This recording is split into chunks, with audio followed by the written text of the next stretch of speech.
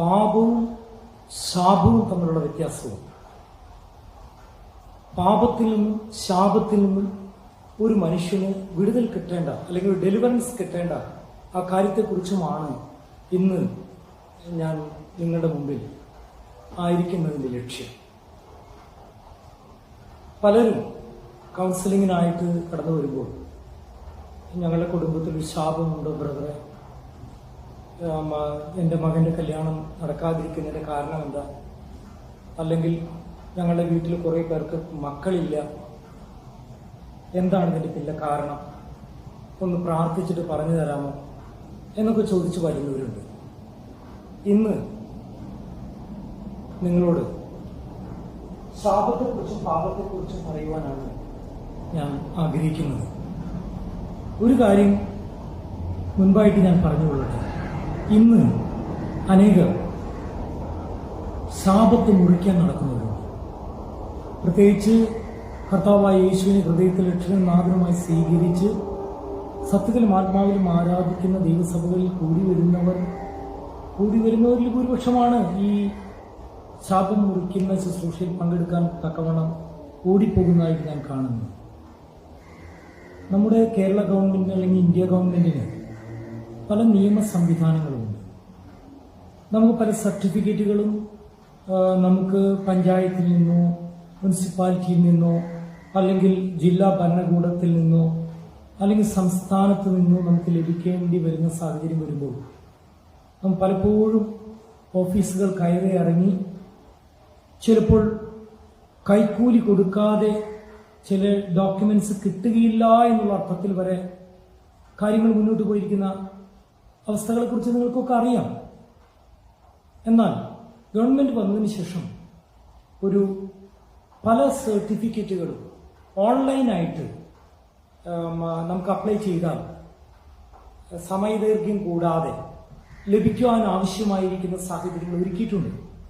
ഇത് ഗവൺമെന്റ് വിഭാവനം ചെയ്തിരിക്കുന്ന ആ പ്രോഗ്രസിന് തടസ്സം നിൽക്കുന്ന ഇടനിലക്കാരെയെല്ലാം തട്ടിമാറ്റാനുള്ള ഒരു കാര്യമാണ്. പലപ്പോഴും ഉയർച്ചയിലിരിക്കുന്ന ഭരണാധികാരികൾ പലപ്പോഴും അതിന് അനുകൂലമായി നിന്നെന്ന് വരില്ല. കാരണം അവരുടെ സബോർഡിനേറ്റ്സ് ആയിരിക്കുന്ന ഓഫീസർമാർക്കും ഒരു കൈക്കൂലി കിട്ടാനും മൊത്തം കൈക്കൂലിയുടെ ഒരു ആ കമ്മീഷൻ അനുസരിച്ച് പലർക്കുമായിട്ട് വേർതിരിക്കപ്പെടുവാനും ഒക്കെ ഉള്ള സാഹചര്യങ്ങൾ അവർ തന്നെ ഒരുക്കിയിട്ടുണ്ട്. എന്നാൽ സ്വർഗീയ ഗവൺമെന്റ് അങ്ങനെയല്ല. പ്രിയപ്പെട്ടവരെ, ഞാൻ നിങ്ങളോട് പറയാൻ ആഗ്രഹിക്കുന്ന കാര്യം, ആദ്യം ദൈവത്തിന്റെ മാറ്റമില്ലാത്ത വചനം നാം പഠിച്ചാൽ മനസ്സിലാക്കിയാൽ എന്താണ് പാപമെന്നും എന്താണ് ശാപമെന്നും ദൈവത്തിന്റെ മനസ്സലിവും കരുണയും എങ്ങനെയാണ് പ്രവർത്തിക്കുന്നതെന്നും അതിനുള്ള മാർഗം എന്താണെന്നും ദൈവത്തിന്റെ വചനത്തിൽ പക്ഷഭേദമില്ലാതെ രേഖപ്പെടുത്തിയിട്ടുണ്ട്. ആദ്യമായി ഞാൻ നിങ്ങളോട് ഒരു ചോദ്യം ചോദിച്ചുകൊള്ളട്ടെ. പാപവും ശാപവും ഒന്ന് നിർവചിക്കാമോ? അല്ലെങ്കിൽ പാപവും ശാപവും തമ്മിലുള്ള വ്യത്യാസം എന്താണ്? ഒരു കാര്യം ഞാൻ പ്രാരംഭമായിട്ട് പറയുന്നു. ശാപം എന്ന് പറയുന്നത്, കേഴ്സ് എന്ന് പറയുന്നത്, അതിനോടുള്ള ബന്ധത്തിൽ ഏകദേശം നെഗറ്റീവായിട്ട്, അതായത് ഈ കേഴ്സ് കൊണ്ടുള്ള പ്രോബ്ലത്തിനെ കുറിച്ച് എനിക്ക് തോന്നുന്നത് 35ഓളം പ്രത്യക്ഷമായിട്ടും പരോക്ഷമായിട്ടും ഡയറക്റ്റായിട്ടും ഇൻഡയറക്റ്റ് ആയിട്ടും സൂചിപ്പിച്ചിരിക്കുന്ന ദൈവവചന ഭാഗങ്ങൾ ഈ ബൈബിളിലുണ്ട്. എന്നാൽ ഒരു കേഴ്സിൽ നിന്ന് ഒരു മനുഷ്യൻ പുറത്തു വരുവാനുള്ള മാർഗങ്ങളെക്കുറിച്ച് ഡയറക്റ്റായിട്ടും ഇൻഡയറക്റ്റായിട്ടും പ്രതിപാദിച്ചിരിക്കുന്ന ഏകദേശം 100ഓളം തന്നെ വാക്യങ്ങൾ ദൈവവചനത്തിൽ നമുക്ക് പഠിച്ചെടുക്കുവാനായിട്ട് കഴിയും. കേഴ്സ് എന്ന് പറയുന്നത്, ശാപം എന്ന് പറയുന്നത് പാപത്തിന്റെ പരിണത ഫലങ്ങളാണ്. ആഫ്റ്റർ എഫക്ട്സ് എന്ന് വേണമെങ്കിൽ പറയാം, കോൺസിക്വൻസസ് എന്ന് പറയാം. അതിന്റെ റിസൾട്ടായിട്ട് എല്ലാ പാപത്തിന്റെ അല്ല, ചില ഗ്രേഡ് കൂടിയ പാപങ്ങളുടെ പരിണത ഫലം അത്രേ ശാപം എന്ന് പറയുന്നത്. ദൈവത്തിന്റെ വചനം പഴയ നിയമത്തിൽ നാം പരിശോധിച്ചാൽ നമുക്ക് കാണാൻ കഴിയും. പുറപ്പാട് പുസ്തകം അതിന്റെ 20-ാം അധ്യായത്തിലും നിയമാവർത്തന പുസ്തകത്തിലും അതിന്റെ 28-ാം അധ്യായത്തിലും 29-ാം അധ്യായത്തിലും എസെക്കിയേൽ പ്രവചനം 18-ാം അധ്യായത്തിലും നമുക്ക് ശാപവും അതുമായി ബന്ധപ്പെട്ട കാര്യങ്ങളെക്കുറിച്ച് പലതും പഠിക്കുവാൻ കഴിയും. ഞാൻ ഈ പറഞ്ഞ അധ്യായങ്ങൾ നിങ്ങൾ നന്നായി ഓർക്കണം. പുറപ്പാട് പുസ്തകം 20-ാം അധ്യായം, അതുപോലെ തന്നെ എസെക്കിയേൽ പുസ്തകം 18-ാം അധ്യായം, പിന്നെ ആവർത്തന പുസ്തകത്തിന്റെ തന്നെ 24-ാം അധ്യായം, പുറപ്പാട് പുസ്തകത്തിന്റെ 20-ാം അധ്യായം, സംഖ്യാപുസ്തകത്തിന്റെ 14-ാം അധ്യായം, ഇതൊക്കെ നാം പഠിച്ചാൽ നമുക്ക് എങ്ങനെയാണ് ഒരു മനുഷ്യനിൽ ശാപം വരുവാനുള്ള മാർഗങ്ങളെന്ന് നമുക്ക് മനസ്സിലാക്കുവാനായിട്ട് കഴിയും. എന്നാൽ വളരെ ഹെൽപ്ഫുൾ നോട്ട്സ് ആയിട്ട് നമുക്ക് ഉപകാരപ്രദം, നമുക്ക് അനുഗ്രഹത്തിന്റെ വഴി തുറന്നു തരുന്നതുമായ അനേക വചനങ്ങൾ ഈ അധ്യായങ്ങളിൽ തന്നെ കിടക്കുന്നുണ്ട് എന്നുള്ളത് പലപ്പോഴും നാം ശ്രദ്ധിക്കാറില്ല. ശാപമുള്ള ഒരു വ്യക്തി ഉടനെ തന്നെ ഈ കൈക്കൂലിക്കാരായിരിക്കുന്ന ഓഫീസർമാരുടെ അടുത്ത് പോയി കാര്യം സാധിക്കുവാനായിട്ട് ക്യൂ നിൽക്കുന്നത് പോലെയാണ് ഇന്ന് പലരുടെയും നെട്ടോട്ടം. ഞാൻ പ്രാരംഭമായി പറഞ്ഞു, പാപം എന്ന് പറയുന്നത് ദൈവവചനങ്ങളുടെ ലംഘനമാണ്, ദൈവകൽപ്പനയുടെ ലംഘനമാണ്. ദൈവം ചെയ്യാൻ പറയുന്നത് ചെയ്യാതിരിക്കുകയും ദൈവം ചെയ്യരുത് എന്ന് പറയുന്നത് ചെയ്യുന്നതും പാപത്തിന്റെ പട്ടികയിൽപ്പെടും. പാപത്തെക്കുറിച്ച് നാം പഠിച്ചാൽ ഒരു 5-6 കൂട്ടം കാര്യങ്ങളെക്കുറിച്ച് വളരെ വ്യക്തതയോടെ പറയുന്നുണ്ട്. അത് ചെയ്തു കഴിഞ്ഞാൽ അല്ലെങ്കിൽ അതിനെതിരായി ചെയ്താൽ പാപമാണ്. ദൈവത്തിന്റെ പനിഷ്മെന്റ്, ശിക്ഷയ്ക്ക് അർഹരാകുന്നു. പാപത്തിന് ശിക്ഷയുണ്ട്. ദൈവത്തിന്റെ വചനം അങ്ങനെ തന്നെ പറയുന്നു. ശാപം എന്ന് പറയുന്നത് മാതാപിതാക്കൾ ചെയ്തു പോയ പാപം, അതുമായി ബന്ധമില്ലാത്ത അവരുടെ മക്കൾ അനുഭവിക്കുന്നതിനെയാണ് ശാപം എന്ന് പറയുന്നത്. എന്ന് പറഞ്ഞാൽ ശാപത്തിന് അർഹമായ പാപം തലമുറ ചെയ്യാതിരിക്കാനുള്ള ഒരു വലിയ പനിഷ്മെന്റിന്റെ ഭാഗമാണ് എന്നാണ് ഞാൻ ചിന്തിക്കുന്നത്. പലരോടും, ഞാൻ ഈ കൗൺസിലിങ്ങിന് വരുന്ന പലരോടും ഞാനിങ്ങനെ പറയും, നമ്മുടെ പിൻതലമുറക്കാർ ചെയ്യുന്നതാണ്, ചെയ്ത ഗ്രേഡ് കൂടിയ പാപത്തിന്റെ പരിണത ഫലമാണ് ശാപമെങ്കിൽ നിങ്ങളുടെ പുറകിൽ ഏകദേശം 32 പേരോളം കാണുമെന്ന് പറഞ്ഞു. അപ്പോൾ ഒരു അത്ഭുതപ്പെട്ടു. ഞാനിങ്ങനെ പറഞ്ഞു, എൻ്റെ അപ്പൻ, എൻ്റെ അമ്മ, എൻ്റെ അപ്പൻ്റെ അപ്പനും അമ്മയും, എൻ്റെ അമ്മയുടെ അപ്പനും അമ്മയും, അവരുടെ ഓരോരുത്തരുടെയും അപ്പനും അമ്മയും, ഇങ്ങനെയൊക്കെ നോക്കിക്കഴിഞ്ഞാൽ കണ്ടമാനം പേരുടെ പേരുണ്ട്. ഞാൻ ചിലരോട് ചോദിച്ചു, നിങ്ങളുടെ അപ്പന്റെ പേരെന്താ? അപ്പന്റെ പേര് പറഞ്ഞു. അപ്പൂപ്പിന്റെ പേരെന്താ? അപ്പൂപ്പിന്റെ പേര് പറഞ്ഞു. അപ്പൂപ്പിന്റെ അപ്പന്റെ പേരെന്താ ചോദിച്ചു. പലർക്കും അറിഞ്ഞുകൂടാ. എന്നോട് ചോദിച്ചപ്പോൾ ഞാൻ ഒരാളുടെയും കൂടി പേര് പറഞ്ഞു. കാരണം ഞാൻ എൻ്റെ അമ്മയുടെ അപ്പന്റെ ഒരു ഫോട്ടോ വരച്ചു വെച്ചത് ഞാൻ കുട്ടിക്കാലം മുതൽ കണ്ടിട്ടുണ്ട്. അവിടെ അതിന്റെ അടിയിൽ ഇന്നാളുടെ മകൻ ഇന്നാളെന്ന് എഴുതിയതുകൊണ്ട് അപ്പൂപ്പന്റെ അപ്പന്റെ പേരും കൂടി എനിക്ക് മനസ്സിലായി. ഞാൻ പറയുന്നത്, മിക്കവാറും 2 തലമുറയ്ക്ക് അപ്പുറമുള്ളവരുടെ പേര് പോലും നമുക്ക് നിശ്ചയമില്ല. പേര് പോലും നിശ്ചയമില്ലെങ്കിൽ അവർ ചെയ്ത പ്രവൃത്തിയോ അവർ ചെയ്ത പാപത്തിന്റെ കാര്യങ്ങളോ നമുക്ക് ഒട്ടും പിടികിട്ടാൻ സാധ്യതയില്ല. അപ്പോൾ ദൈവത്തിന്റെ വചനം നാം പരിശോധിക്കുമ്പോൾ നാം കാണുന്നതായിരിക്കുന്ന ഒരു പ്രത്യേകത എന്ന് പറയുന്നത്, പഴയ നിയമത്തിൽ ശാപത്തിന്റെ അവസ്ഥകളെക്കുറിച്ച് എണ്ണി പറഞ്ഞിട്ടുണ്ട്. എന്നാൽ അവിടെ തന്നെ എസെക്കിയേൽ പ്രവചനം 18-ാം അധ്യായം നന്നായി പഠിക്കേണ്ട ഒരു അധ്യായമാണ്. അവിടെ കർത്താവ് പറയുന്നത് ദൈവത്തിന്റെ അരുളപ്പാട് എന്ന് പറഞ്ഞാൽ അവിടെ ചോദിക്കുക, അപ്പൻ ചെയ്ത കുറ്റത്തിന് ഞാൻ മക്കളെ ശിക്ഷിക്കുകയില്ല. അപ്പൻ പച്ചമുന്തിരിങ്ങ കഴിച്ച് പല്ല് കഴിച്ചാൽ മക്കളുടെ പല്ല് കുളിക്കുകയില്ല. കർത്താവ് പറയുക അവർക്ക് മനസ്സിലാക്കാൻ തക്കവണ്ണം പറയുക, നിന്റെ പാപത്തിന് നിന്നെ ഞാൻ ശിക്ഷിക്കും എന്ന് പറഞ്ഞാൽ കർത്താവ് പച്ചയ്ക്ക് പറഞ്ഞു കൊടുക്കുക, ഞാൻ അപ്പന്മാരുടെയും മക്കളുടെയും ദൈവമാണ്.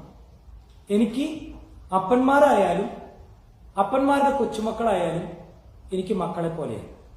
ദൈവത്തിന് മക്കളേ ഉള്ളൂ, കൊച്ചുമക്കളില്ല, പേരക്കിടാങ്ങളില്ല, ഗ്രാൻഡ് ചിൽഡ്രൻ ഇല്ല. ദൈവം നമ്മെ ആക്കി വെക്കുന്നത് ദൈവത്തിന് മക്കളും അവകാശികളുമായിട്ടാണ്. അതുകൊണ്ട് ഒരു കാര്യം ഞാൻ പറയാൻ ആഗ്രഹിക്കുക,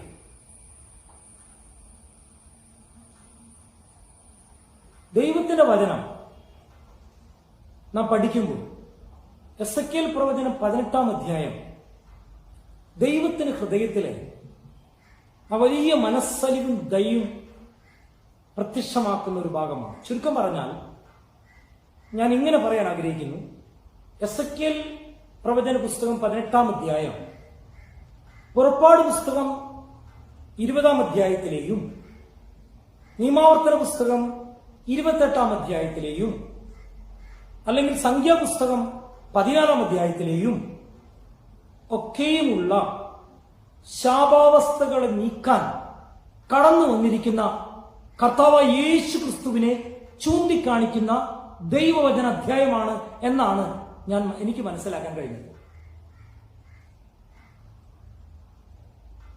ഞാൻ അങ്ങനെ വിചാരിക്കുക, വിശ്വാസികൾക്ക് ശാപം മുറിക്കാൻ നടക്കുന്ന ആൾക്കാരുണ്ട്. ഞാൻ ഇത്രേ കണക്കിലെടുക്കുന്നുള്ളൂ. കർത്താവായ യേശു ക്രിസ്തുവിലൂടെയുള്ള ശാപമോചനത്തെ, ശാപത്തിൽ നിന്നുള്ള വിടുതലിനെ തങ്ങളുടെ പേരും കൂടി വലിച്ചു കെട്ടി അതുവഴി എന്തെങ്കിലും തരത്തിലുള്ള പ്രത്യേക ലാഭമോ തങ്ങൾക്ക് തന്നെ മഹത്വം, തങ്ങൾ വലിയ ആൾക്കാരാണെന്ന് പ്രഖ്യാപിക്കുവാൻ തക്കവണ്ണം നടത്തുന്ന ഒരു വില കുറഞ്ഞ, ദൈവത്തിന്റെ മുമ്പിലിട്ട്, മനുഷ്യന്റെ മുമ്പിൽ അവർക്ക് വലിയ ആൾക്കാരായിട്ട് മാറും. ദൈവത്തിന്റെ മുമ്പിൽ ഉള്ള ഒരു വില കുറഞ്ഞ ഏർപ്പാടാണ് ഈ തങ്ങളുടെ പേരും ഫോട്ടോയും അച്ചടിച്ച് ശാപം മുറിക്കൽ ശുശ്രൂഷ എന്ന് പറഞ്ഞ് നടക്കുന്ന ശുശ്രൂഷ. രക്ഷിക്കപ്പെട്ട ദൈവത്തിന്റെ വചനത്തില് കൊരിന്ത്യ ലേഖനത്തിൽ ഇരുന്ന പോലെ ക്രിസ്തുവിലാകുന്നവൻ ഒരു പുതിയ സൃഷ്ടിയാകുന്നു എന്ന ദൈവവചനത്തെ മറച്ചു പിടിച്ച് അതിനെ മറച്ചു വെച്ച് നടത്തുന്ന ഈ പരിപാടി ഉണ്ടല്ലോ, ഈ പരിപാടിക്ക് ദൈവം ഇങ്ങനെയുള്ളവർ അവിടെ കയറി വരാൻ കാത്തിരിക്കുക. എനിക്ക് തോന്നുന്നു നല്ല ചുട്ടടി അവർക്ക് കിട്ടുമെന്ന് എനിക്ക് യാതൊരു സംശയവുമില്ല. ഒരു കാര്യം ഞാൻ പറയാൻ ആഗ്രഹിക്കുന്നു, വിശ്വാസികൾക്ക് ശാപം വരുമോ? അത് വലിയൊരു ചോദ്യമാണ്. രക്ഷിക്കപ്പെട്ട ഒരു ദൈവത്തിന്റെ പൈതലിന് ശാപം വരുമോ ഇല്ലെന്ന് ചോദിച്ചാൽ അവിടെയാണ് ഈ ശാപത്തെക്കുറിച്ചുള്ള ചില കാര്യങ്ങൾ നാം പഠിക്കേണ്ടത്. മാതാപിതാക്കൾ ചെയ്ത പാപം അടുത്ത തലമുറയിലേക്ക് പകരുന്നത് ശാപമാണ്. ചിലർക്ക് എന്ത് ചെയ്യാൻ പറ്റും? ശാപവാക്കുകൾ തന്നെ ഉച്ചരിക്കാൻ പറ്റും. കർത്താവ് പറയുന്നുണ്ട്, യാക്കോബ് ലേഖനത്തിൽ പറയുന്നു, ഒരേ നാവിൽ നിന്ന് ശാപവാക്കുകളും സ്തോത്രത്തിന്റെ വാക്കുകൾ എങ്ങനെ വരുന്നു. അപ്പൊ ശാപത്തിന്റെ വാക്ക് നമ്മുടെ നാവിൽ നിന്ന് വരാം. അതുപോലെ നമ്മുടെ ശത്രുക്കളെ നമ്മൾ ശപിക്കരുത്, അവരെ അനുഗ്രഹിച്ച് പ്രാർത്ഥിക്കുക എത്ര വേണ്ടതെന്ന് കർത്താവ് പറഞ്ഞിട്ടുണ്ട്. കാരണം ആ ശാപം ഏൽക്കും എന്നുള്ളതുകൊണ്ടാണ്. മാതാപിതാക്കളെ ബഹുമാനിക്കാത്തവൻ ശാപത്തിന്റെ അവസ്ഥയിലേക്ക് വരും. ഒരു മുറിയിലിരുന്നോ വീട്ടിലിരുന്നോ അല്ലെങ്കിൽ പൊതുസ്ഥലത്ത് വെച്ചോ അമ്മയും അപ്പനെയും തെറി പറയുകയും ശപിക്കുകയും ചെയ്യുന്ന മക്കളെ കുറിച്ച് ദൈവത്തിന്റെ വചനം എന്താ പറയുന്നതെന്ന് അറിയാമോ? അത് ഭയങ്കര പ്രത്യേകത. അവർക്ക് ഇരുട്ടിലിരിക്കുന്ന സമയത്ത് വെളിച്ചം കെട്ടുപോകുന്ന പറയുന്നത്. അത് ഭയങ്കര ചിന്തനീയമായ കാര്യം. എന്ന് പറഞ്ഞാൽ ഇരുട്ട് പലരുടെയും ജീവിതത്തിൽ വരാം, പക്ഷേ ദൈവത്തിന് വെളിച്ചമുള്ളവനെ ഇരുട്ടിനേക്ക് അതിജീവിച്ചു. എന്നാൽ ഇങ്ങനെ മാതാപിതാക്കളെ അപമാനിക്കുകയും ശപിക്കുകയും ചെയ്ത വ്യക്തി ജീവിതങ്ങൾക്ക് അവർ കടന്നു പോകുന്ന ഇരുട്ടിൽ വെച്ച് എന്ത് ചെയ്യും? അവരെ തിരികെട്ടുപോകും. അവർക്ക് ദീർഘായുസ് ഉണ്ടാകില്ല. അവർ പലവിധ അപകടമരണത്തിൽപ്പെടാൻ സാധ്യതയുണ്ട്. അതുകൊണ്ട് എന്നെ കേൾക്കുന്ന ആരെങ്കിലും മാതാപിതാക്കളോട് അപമര്യാദയായിട്ട് പെരുമാറിയിട്ടുണ്ടെങ്കിൽ ഇന്ന് തന്നെ ചെന്ന് അവരുടെ കാലു പിടിക്കണം, ക്ഷമ ചോദിക്കണം, ദൈവത്തോട് പാപങ്ങളെ ഏറ്റു പറയണം. അപ്പോൾ ശാപാവസ്ഥയിൽ നിന്ന് മാറും. പെട്ടെന്നുള്ള അപകടമരണങ്ങൾ അതിൽ നിന്നൊക്കെ മാറും. ഇനി ശാപം വിശ്വാസികൾക്ക് കിട്ടുമോ? അതുകൊണ്ടാണ് ഞാൻ പറഞ്ഞ ശാപം മാതാപിതാക്കൾ ചെയ്ത പ്രവൃത്തിയുടെ പരിണിതഫലം മാത്രമല്ല, മറിച്ച് ദൈവത്തിന്റെ വചനം പറഞ്ഞു, ഉദാസീനതയോട് ദൈവവേല ചെയ്യുന്നവൻ അനുഗ്രഹിക്കപ്പെട്ടവൻ എന്നാണ്, അല്ല ശപിക്കപ്പെട്ടവൻ. ഉദാസീനതയോട് ദൈവവേല ചെയ്താൽ അവന്റെ ജീവിതത്തിൽ ശാപം വരും. അങ്ങനെയുള്ളവർക്ക് വേണമെങ്കിൽ എന്ത് ചെയ്യാം? അങ്ങനെയുള്ള വിശ്വാസികൾക്ക് ശാപത്തിൽ നിന്ന് വിടുതൽ കിട്ടാൻ വേണമെങ്കിൽ മീറ്റിങ്ങിലൊക്കെ പോവാം. എന്നാലും ആ ശാപത്തിൽ നിന്നുള്ള വിമുക്തി എന്ന് പറയുന്നത് തലയ്ക്ക് പിടിച്ചുള്ള പ്രാർത്ഥനയോ സ്റ്റേജ് ഇടിച്ച് തകർക്കാവുന്ന തരത്തിലുള്ള ചാട്ടവും മതിയോ ഒന്നുമല്ല. മറിച്ച് ഉദാസീനതയോടെ പ്രവർത്തിക്കുന്നത് എന്ത് ചെയ്യണം? അത് മാറ്റി ദൈവത്തോട് ഏറ്റു പറഞ്ഞ് തന്റെ വിളിയും തെരഞ്ഞെടുപ്പ് എന്തിനായിരുന്നു എന്ന് മനസ്സിലാക്കി ഒരു തിരിച്ചുവരവ് നടത്തി ദൈവത്തിന് കൊള്ളാവുന്നവനായിട്ട് ജീവിക്കാൻ കഴിയണം. കാരണം അവൻ ചെയ്തൊരു പാപം നിമിത്തം അവനൊരു ശാപാവസ്ഥ അനുഭവിക്കുന്നെങ്കിൽ നിശ്ചയമായ ശാപത്തിൽ നിന്നുള്ള വിടുതല് ദൈവത്തിന്റെ വചനപ്രകാരമേ നടക്കൂ. അതെങ്ങനെയാണ്? അത് തെറ്റും മറച്ചു വയ്ക്കുന്നവന് ശുഭം വരികയില്ല, ഏറ്റുപറഞ്ഞ് ഉപേക്ഷിക്കുന്നവനോ കരുണ ലഭിക്കും. പ്രവാചകനായി സാമുവേൽ പറഞ്ഞൊരു വാക്ക് ഒരിക്കൽ വായിച്ചിട്ട് എനിക്ക് ഭയങ്കരമായിട്ട് എൻ്റെ ഹൃദയത്തിൽ ഒരു ദുഃഖമുണ്ടായി. അവിടെ എഴുതിയിരിക്കുക, ഞാൻ പ്രാർത്ഥിക്കുന്നില്ലെങ്കിൽ ഞാൻ പാപം ചെയ്യുന്നു. പ്രാർത്ഥിക്കുന്ന നമുക്ക് ഇഷ്ടമുണ്ടെങ്കിൽ പ്രാർത്ഥിച്ചാൽ പോരെ എന്നായിരുന്നു എനിക്ക് ചിന്ത. എനിക്ക് ഇഷ്ടമുള്ളവർക്ക് വേണ്ടി പ്രാർത്ഥിച്ചുകൂടെ? പക്ഷെ സാമുവേൽ പറയുക, പ്രാർത്ഥിക്കുന്നില്ലെങ്കിൽ ഞാൻ പാപം ചെയ്യുന്നു. അതിന്റെ മറ്റൊരർത്ഥത്തില് ചെയ്യാതിരിക്കുന്ന നന്മ എന്താണെന്ന് അറിഞ്ഞിട്ട് അത് ചെയ്യാതിരിക്കുന്നത് പാപമത്രേ. വിശ്വാസത്തിന് ഉത്ഭവിക്കാത്തതൊക്കെയും പാപമത്രേ. അപ്പോ ചിലർക്ക് ഉദാസീനതയോടെ ലാഘവത്തോടെ ദൈവം ഏൽപ്പിച്ച ഔന്നിത്യമുള്ള ശുശ്രൂഷ നിറവടിയായി ചെയ്യാതിരിക്കുന്നത് ശാപത്തിന് ഫലമായി തീരും. എന്നാൽ ഞാൻ പറയുന്ന കാര്യം നിങ്ങൾ ശ്രദ്ധിക്കണം. എന്നെ ഈ വിഷയത്തിൽ നിങ്ങളോട് സംസാരിക്കുമ്പോൾ യോഹന്നാന്റെ സുവിശേഷം 9-ാം അധ്യായം അതിന്റെ 1 മുതൽ 3 വരെയുള്ള വാക്യം, അവിടെ യേശുവിന്റെ അടുത്തേക്ക് ഒരു ജന്മനാൾ കുരുടൻ, അപ്പോൾ ഈ യഹൂദന്മാർക്ക് ചിന്തയുണ്ട്, ജന്മനാൾ കുരുടനായിട്ട് ജനിച്ചാലും അങ്ങനെയുള്ള എന്തെങ്കിലും ശാപമാണെന്ന് അവരങ്ങോട്ട് 100% എന്ത് ചെയ്യും. കാരണം ഒരു കുടുംബത്തില് കണ്ണില്ലാതെ ജനിക്കുന്നത്, ചെവി കേൾക്കാതെ ജനിക്കുന്നത്, അതുപോലെ 10-35 വയസ്സോടുകൂടി മിക്കവാറും ആണുങ്ങളെല്ലാം ഹാർട്ട് അറ്റാക്ക് ആയിട്ട് മരിക്കുന്നത്, തൂങ്ങിച്ചാവുന്നത്. കാരണം ദൈവത്തിന്റെ വചനത്തിൽ എഴുതിയിരുന്ന മരത്തിൽ തൂങ്ങപ്പെടുന്നവൻ ശപിക്കപ്പെട്ടവൻ. അതൊരു കാര്യത്തിൽ വാസ്തവം തന്നെയാണ്. ഏത് വീട്ടിൽ ചെന്നിട്ട് ഒരു വീട്ടില് തൂങ്ങി മരണം സംഭവിച്ച വീടുണ്ടോ നിങ്ങൾ ചിന്തിച്ചുകൊള്ളുക, ആ വീടൊരു ശാപത്തിന്റെ കെണിയിൽപ്പെട്ട വീടാണ്. കാരണം കൊല്ലുവാനും മുടിക്കാനും നശിപ്പിക്കാനും വരുന്നത് പിശാചാണ് ശാപത്തിന്റെ ഒരു ഹോൾസെയിൽ ഡീലർ എന്നും പറയാം. കാരണം ദൈവത്തിന്റെ വചനം പറയുന്നുണ്ട്, ആവർത്തന പുസ്തകം 29-ാം അധ്യായം പഠിച്ചാൽ അതിൽ പറയുന്നത് 2 പാപങ്ങൾ, അതായത് ദൈവത്തിന് 1-ാം സ്ഥാനം കൊടുക്കാതിരുന്ന് വിഗ്രഹങ്ങളെ സേവിക്കുന്നതും, അത് തിരുസ്വരൂപമായാലും തിരക്കേടില്ല, രണ്ടും തന്നെ. കണ്ണുണ്ടായിട്ട് കാണാതിരിക്കും, കാലുണ്ടായിട്ട് നടക്കാതിരിക്കും, ചെവി ഉണ്ടായിട്ട് കേൾക്കാതിരിക്കും ചെയ്യുന്ന വിഗ്രഹങ്ങൾ. അതിപ്പോ വിഗ്രഹമായാലും തിരുസ്വരൂപമായാലും ചിലപ്പോൾ പഞ്ചലോകം കൊണ്ടായിരിക്കും വിഗ്രഹം ഉണ്ടാക്കിയിരിക്കുന്നത്. ഇവിടെ പ്ലാസ്റ്റർ പാരീസോ അല്ലെങ്കിൽ അങ്ങനെയുള്ള എന്തെങ്കിലും ആയിരിക്കും. അത്ര വ്യത്യാസമുണ്ട്.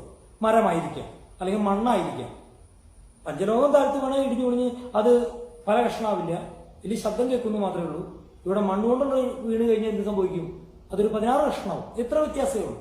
ഞാൻ പറഞ്ഞതിന് സാരം, വിഗ്രഹാരാധന ചെയ്താലും അന്യദൈവങ്ങളെ പൂജിച്ചാലും അടിമയിരുന്നാലും നിശ്ചയമായിട്ടും ശാപത്തിന്റെ അവസ്ഥ വരുമെന്ന് ദൈവത്തിന്റെ വചനം പറഞ്ഞിട്ടുണ്ട്. നല്ലതിനാണെന്ന് വിചാരിച്ച് വലിയ ഉത്സവങ്ങൾ നടത്താനും വലിയ പള്ളിപ്പെരുന്നാൾ നടത്താനും ഒക്കെ നടന്ന പലരും അവരുടെ കുടുംബങ്ങളിൽ ശാപങ്ങൾ പേറി നടക്കുന്നതിന് ഞാൻ ഒരു സാക്ഷിയാണ് എന്ന് പറഞ്ഞാൽ ഞാനത് കണ്ടിട്ടുണ്ട് അല്ലെങ്കിൽ കേട്ടിട്ടുണ്ട്. സത്യമാണെന്ന് എനിക്ക് ബോധ്യമായിട്ടുണ്ട്. പിന്നെ ഇതൊരു സ്പിരിച്വൽ കാര്യമായതുകൊണ്ട് അന്നാ തെളിയിക്കുക എന്ന് ചോദിച്ചാൽ എനിക്ക് മറുപടിയില്ല. പ്രിയപ്പെട്ടവരെ, ശാപം ഒരു കാരണം കൂടാതെ സംഭവിക്കുന്നില്ല. അത് സംഭവിക്കുന്നത് ഒരു വ്യക്തി താൻ ഇതിനെ സേവിച്ചു കൊള്ളാം എന്ന് സമ്മതിച്ച് ഏൽപ്പിക്കപ്പെടുമ്പോൾ മാത്രമാണ്. പിശാചിന്റെ പണി എന്ന് പറയുന്നത് ആകർഷിച്ചു കൊണ്ടുവരിക, എന്നിട്ട് ഇവരെ കൊണ്ട് അടിമയാണെന്ന് സേവിച്ചു കൊള്ളാമെന്ന് മുത്തച്ഛന്മാരെ കൊണ്ടോ അപ്പൂപ്പൻ്റെ അപ്പനെ കൊണ്ടോ ഒക്കെ പറയിപ്പിച്ച് കിട്ടിയാൽ ഞാനും എൻ്റെ കുടുംബവും ഞങ്ങളുടെ തലമുറയും ഇത് സഹിച്ചോളാം എന്നല്ല അവർ പറയാം, ഈ അനുഗ്രഹം മേടിച്ചോളാം എന്നാണ് അപ്പ പറയുക. പക്ഷെ പിന്നീട് മനസ്സിലാക്കും, പണം കിട്ടും, സമാധാനം കിട്ടില്ല. കിടക്ക വാങ്ങിക്കാൻ പറ്റും, ഉറക്കം വാങ്ങിക്കാൻ പറ്റില്ല. പുസ്തകം വാങ്ങിക്കാൻ പറ്റും, ബുദ്ധി വാങ്ങിക്കാൻ പറ്റില്ല. ഇങ്ങനെ ദൈവദത്തമായിരിക്കുന്ന അനുഗ്രഹങ്ങൾ ലഭിക്കില്ല. പണത്തെ ഒരു പക്ഷെ കിട്ടുമായിരിക്കും, കാരണം ഈ ലോകത്തിന്റെ പ്രഭു പിശാചാണെന്ന് ദൈവത്തിന്റെ വചനത്തിൽ രേഖപ്പെടുത്തിയിട്ടുണ്ട്. അപ്പൊ ഞാൻ പറഞ്ഞു വന്നതിന്റെ കാര്യം എന്തെന്നറിയാമോ? ഇങ്ങനെ ശാപം പേറുന്ന അനേക തലമുറകളുണ്ട്. എന്നാൽ ദൈവത്തിന്റെ വചനം ഈ യോഹന്നാന്റെ സുവിശേഷം 9-ാം അധ്യായത്തിന്റെ 1 മുതൽ 3 വരെയുള്ള വാക്യത്തിൽ ജന്മനാൽ കുരുടനായ ഒരു വ്യക്തിയെ യേശുവിന്റെ അടുത്തേക്ക് കൊണ്ടുവന്നപ്പോൾ യേശുവിനോട് ഒരു ചോദ്യം ചോദിച്ചു. ഇവൻ ഇങ്ങനെയായിരിക്കുന്നത് ഇവന്റെ കുറ്റം കൊണ്ടാണോ, അതല്ലെങ്കിൽ ഇവന്റെ മാതാപിതാക്കളുടെ കുറ്റം കൊണ്ടാണോ? കർത്താവ് എനിക്ക് തോന്നുന്ന എസെക്കിയേൽ പ്രവചനത്തിന്റെ പ്രവചനത്തിന് നിവൃത്തിയിലേക്ക് കൊണ്ടുവന്നിട്ട് ഒരു ആക്യുറേറ്റ് ആയിട്ട് ആപ്റ്റായിട്ട് ഒരു ആൻസർ പറയാണ് യേശു കർത്താവ്. എന്താ പറഞ്ഞറിയാമോ? ഇവൻ ഇപ്പോൾ എൻ്റെ മുമ്പിലായിരിക്കുന്നത്, ഇവനിപ്പോൾ ഇവിടെ ആയിരിക്കുന്നത്, അല്ലെങ്കിൽ ഇവനിപ്പോൾ കുരുടനായിട്ട് എൻ്റെ മുമ്പിൽ നിൽക്കുന്നത് ഇവന്റെ തെറ്റുകൊണ്ടുമല്ല, ഇവന്റെ മാതാപിതാക്കളുടെ തെറ്റുകൊണ്ടല്ല, ദൈവത്തിന്റെ പ്രവൃത്തി ഇവനിൽ വെളിപ്പെടേണ്ടതെന്നത്രേ. എത്ര ആശ്വാസകരമായ ഒരു വാക്യം. പ്രിയപ്പെട്ടവരെ, ഞാനും നിങ്ങളും ശാപവിമോചകനായിരിക്കുന്ന, ശാപത്തെ മാറ്റുവാൻ തക്കവണ്ണം പാപമില്ലാതെ ജീവിച്ച് പാപികളുടെ പാപത്തിന്റെ മോചനത്തിനു വേണ്ടി മറുവിലയായി തന്റെ പാപമില്ലാത്ത രക്തം, അവസാന തുള്ളി രക്തം വരെ ചിന്തി ശപിക്കപ്പെട്ടവനെ കൊല്ലുന്ന കുരിശിൽ, ഒരു കുരിശിൽ നമുക്ക് വേണ്ടി തൂങ്ങപ്പെട്ടവനായി, നിന്ദിക്കപ്പെട്ടവനായി, അപമാനിക്കപ്പെട്ടവനായി, എല്ലാം സഹിച്ചവനായി മരിച്ച കർത്താവായ യേശുവിനെ എൻ്റെ പാപമോചകനെന്നും എൻ്റെ ശാപത്തിന്റെ വിമോചകനെന്നും ഒരാൾ മനസാക്ഷിയിൽ വിശ്വസിച്ചുകൊണ്ട് ഏറ്റുപറയുകയും ഈ കർത്താവിനെ ഹൃദയത്തിലേക്ക് സ്വീകരിക്കുകയും ചെയ്താൽ അവന്റെ ശാപവും അവന്റെ പാപവും സ്വർഗത്തിലെ ദൈവം മോചിച്ച് തരും. ഹല്ലേലൂയ! ഇത്രയും ലളിതവും യാതൊരുവിധ പണച്ചെലവും ഇല്ലാത്തതായ. ഞാൻ ഒരാളോട് ഒരിക്കൽ സംസാരിച്ചപ്പോൾ അയാൾ നാട്ടിൽ പോയി വന്നിരിക്കുക. അപ്പോൾ അവിടെ എന്നോട് പറയാ, അവിടെ ചെന്ന് കഴിഞ്ഞിട്ട് 30,000 രൂപ ചിലവായി. ഞാൻ ചോദിച്ചു, എന്തിനു 30,000 രൂപ ചിലവായി? അത് ഇന്ന കാര്യങ്ങളൊക്കെ ചെയ്യാൻ വേണ്ടി, ഇന്ന ശാപത്തിൽ നിന്നൊക്കെ ഇത് കിട്ടാൻ വേണ്ടി 30,000 രൂപ ചിലവായി എന്ന് പറഞ്ഞു. പ്രിയപ്പെട്ടവരെ, നിങ്ങളുടെ 1 രൂപ പോലും നിങ്ങളുടെ ശാപത്തെ മാറ്റുവാൻ മതിയാകില്ല. നിങ്ങളുടെ സകല പണം പോലും നിങ്ങളുടെ പാപത്തെ മോചിക്കാൻ മതിയാകുകയില്ല. അതുകൊണ്ടത്രേ മനുഷ്യൻ അസാധ്യമായ കാര്യത്തെ സാധ്യമാക്കാൻ കർത്താവായ യേശു ഈ ഭൂമിയിലേക്ക് വന്നത്. അവന് മുഖപക്ഷമില്ല. ഇന്ത്യക്കാരനെന്നോ പാകിസ്ഥാനിയെന്നോ അമേരിക്കക്കാരനെന്നോ നൈജീരിയക്കാരനെന്നോ കറുത്തവനെന്നോ വെളുത്തവനെന്നോ ഉന്നത കുലജാതനെന്നോ നീചജാതിയെന്നോ താഴ്ന്ന ജാതിയെന്നോ ബ്രാഹ്മണനെന്നോ ദളിതനെന്നോ ഒരു വ്യത്യാസവും യേശുവില്ല.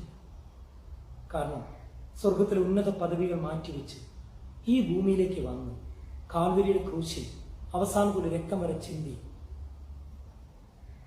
നമുക്ക് വേണ്ടി മരിച്ച യേശു നല്ലവനാണ്. പ്രിയപ്പെട്ടവരെ, യേശു പറഞ്ഞു, ഞാൻ തന്നെ വഴിയും സത്യവും ജീവനും ആകുന്നു. അതുകൊണ്ടാണ് കർത്താവ് ഇങ്ങനെ പറഞ്ഞത്, സത്യം നിങ്ങൾ അറിഞ്ഞാൽ ആ സത്യം നിങ്ങളെ സ്വതന്ത്രമാക്കും. ആ സ്വാതന്ത്ര്യത്തിൽ ശാപത്തിൽ നിന്നുള്ള സ്വാതന്ത്ര്യവും കിടപ്പുണ്ട്. സത്യം നിങ്ങൾ അറിയുകയും സത്യം നിങ്ങളെ സ്വതന്ത്രമാക്കുകയും ചെയ്യും. ദൈവത്തിന്റെ വചനത്തിൽ പറയുന്നു, അവനെ കൈക്കൊണ്ട് അവൻ്റെ നാമത്തിൽ വിശ്വസിക്കുന്ന ഏവർക്കും ദൈവത്തിൻ്റെ മക്കളാകുവാൻ അധികാരം, കഴിവ് അവൻ നൽകിയിരിക്കുന്നു. പക്ഷെ നാം വിശ്വസിക്കണം, സ്വീകരിക്കണം. മറ്റൊരിടത്ത് പറഞ്ഞിരിക്കുന്നു, തൻ്റെ ഏകജാതനായ പുത്രനെ നൽകുവാൻ തക്കവണ്ണം നാം ആരും നശിച്ചു പോകാതിരിക്കേണ്ടതിന് നാം എത്രമാത്രം കർത്താവ് സ്നേഹിച്ചു എന്ന് യോഹന്നാന്റെ സുവിശേഷം 3-ാം അധ്യായം അതിൻ്റെ 16-ാം വാക്യത്തിൽ രേഖപ്പെടുത്തിയിരിക്കുന്നു. നാം ദൈവത്തിൻ്റെ വചനം പലതും പഠിച്ചാൽ നമുക്ക് മനസ്സിലാക്കാൻ കഴിയുന്നത് ഗലാത്യ ലേഖനം അതിൻ്റെ 3-ാം അധ്യായം 13-ാം വാക്യം ഒരു ഹെൽപ്ഫുൾ നോട്ടാണ്. അതിൽ പറഞ്ഞിരിക്കുന്നത് ഈ ശാപം മാറുവാനുള്ള ഏക മാർഗം, നിങ്ങൾക്ക് വിശ്വസിക്കാമെങ്കിൽ വിശ്വസിക്കാം. നിങ്ങൾ ഏത് വ്യക്തിയാണെന്നൊന്നും എനിക്കറിഞ്ഞു. If you are ready to believe, Jesus is the deliverance for your curse. യേശു ക്രിസ്തുവിനെ നീ വിശ്വസിക്കുന്നുവെങ്കിൽ നിന്റെ ശാപത്തെ മാറ്റുവാൻ കഴിയും. തലമുറകളായി നീ അനുഭവിച്ചു വരുന്ന ആ ശിക്ഷാവിധി, അല്ലെങ്കിൽ നീ അനുഭവിച്ചിരിക്കുന്ന ആഫ്റ്റർ എഫക്ട്സ്, അല്ലെങ്കിൽ കോൺസിക്വൻസസ്, അതിനോടൊക്കെ ഗുഡ് ബൈ പറയും. കാരണം നിനക്ക് കർത്താവിൻ്റെ സ്വന്തമാകുവാനായിട്ട് കഴിയും.